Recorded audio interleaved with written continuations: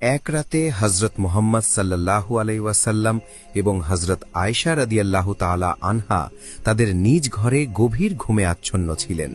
ঠিক তখনই ফেরেশতা হজরত জিবরাইল আলাইহিস সালাম সেখানে এসে উপস্থিত হলেন এবং বললেন, হে আল্লাহর রাসূল, ঘুম থেকে জেগে উঠুন এবং আল্লাহর আদেশ মান্য করুন।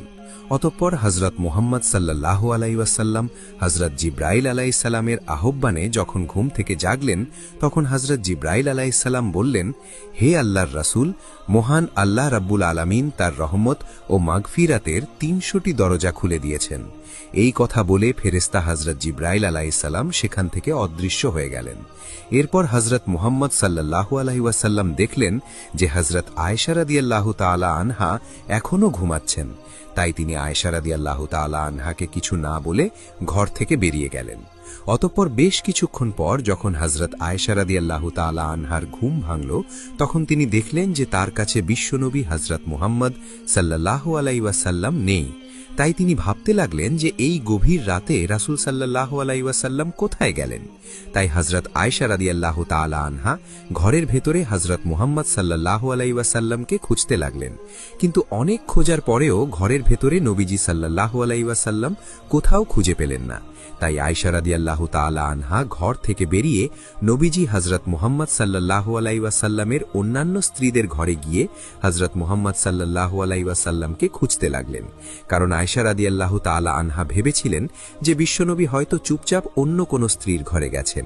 কিন্তু আশ্চর্যের ব্যাপার হলো, অন্য কোনো স্ত্রীর ঘরেও বিশ্বনবী হজরত মুহাম্মদ সাল্লাল্লাহু আলাইহি ওয়াসাল্লামকে পাওয়া গেল না।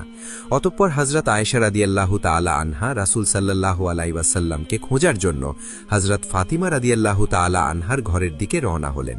কিছুক্ষণ পর হজরত আয়েশা রাদিয়াল্লাহু তাআলা আনহা ফাতিমা রাদিয়াল্লাহু তাআলা আনহার ঘরে গেলেন এবং বললেন, হে ফাতিমা, তোমার আব্বাজানকে কোথাও পাওয়া যাচ্ছে না, তাই তোমার কাছে এসেছি।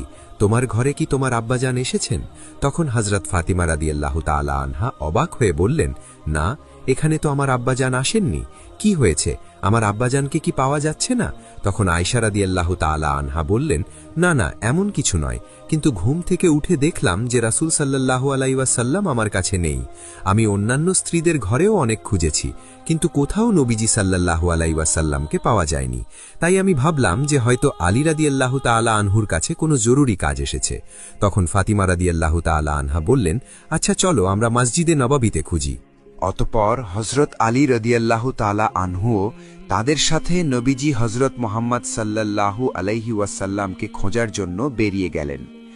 হজরত আলী রাদিয়াল্লাহু তাআলা আনহুর সাথে সাথে হজরত হাসান